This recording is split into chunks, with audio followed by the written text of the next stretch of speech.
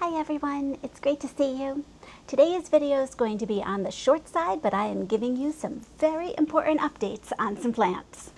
And here is our first one. This is the purple bellflower that I have grown from seed. And actually there are 3 that lived. I started these way back at the beginning of January. They are alive. That's about all I can say. Here we are, the beginning of August. And there's no bellflowers on them yet.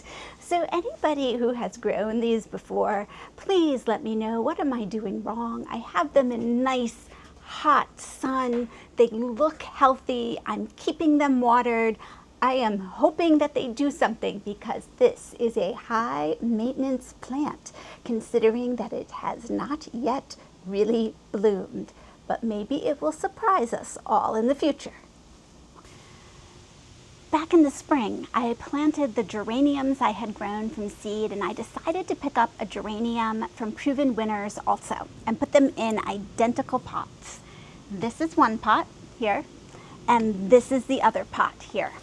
So if you look, here is the geranium plant. It has had a couple big blossoms. It has another bud coming here, and this is the one from Proven Winners. So I wanted to see, was it worth going out and buying some additional Proven Winners geraniums, or should I just stick with the ones I'd grown from seed?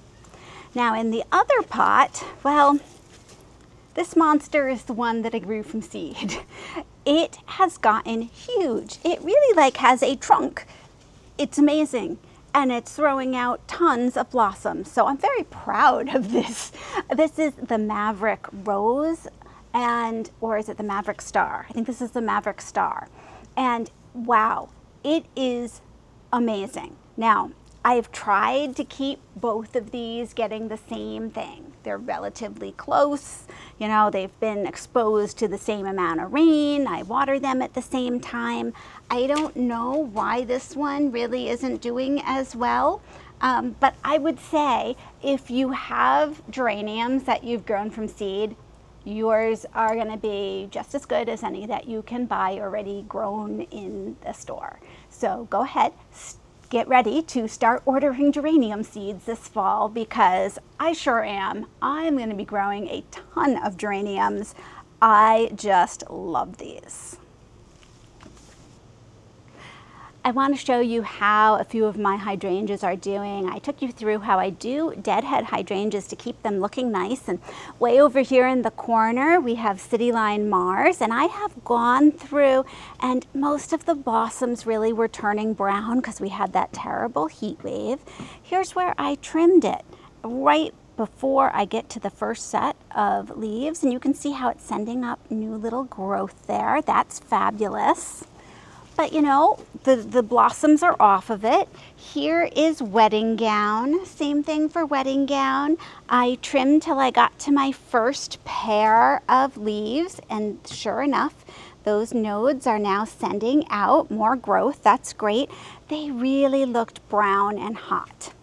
And then here we have, this is a florist hydrangea. So this is one from Trader Joe's.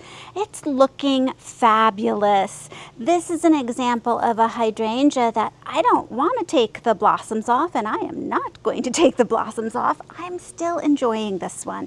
They look good. They look filled with color. You know, they stay so strong. And you're going to find with different varieties of macrophylla that's how it is. Some you're like, yes, time to make this look better, take the blossoms off, and some you can leave longer. Let me show you one more. So here we have Vanilla Swirl, and this is an example of a blossom that's really aged. It has not turned particularly brown. It's getting a little greenish brown tinge, but it still looks beautiful. You can leave it on, but because this is a reblooming hydrangea, I have lots of little buds starting. Oh my goodness, here's a real pretty one over here. You can see, oh, it's gorgeous. Let's see, if we come around this side of the bush, you can see there's an older, good-looking blossom, and then right above it, we have a newer one coming. So pretty. So I did snip off a few of these bigger old ones. Here's one you can see. It was hanging and covering this newer one that was going to bloom, and I just wanted to give it a little space. So sometimes I do that if I have a variety that I really see the buds are coming and I'm like, oh, this is awesome. I know I'm going to have more color. I give it a little more space for those buds to come in so you can see them. And here's my last update for this video, the window boxes. First time that I've had the window boxes on drip. So thank you, Mike, who handles putting this on drip. Hi, Mike, how's it going? You did a fabulous job, because look at how tall this coleus is now. It is just taking off. I've had these beautiful broalia in continual bloom. I've had the tuberous begonia. Now, it doesn't get much light here, but it's still throwing out blossoms, and it's the right amount of wet. It has not made these rot in the past. I've had too much water at times and had the tuberous begonias rot. At times I've had them get too dry and not grow. I am loving this, and I feel like in the future, this is going to make these two window boxes so much easier for me. Things are still looking good in the garden, and boy, I'm glad it's cooled off a little bit. If you're like me, we've had a lot of hot days.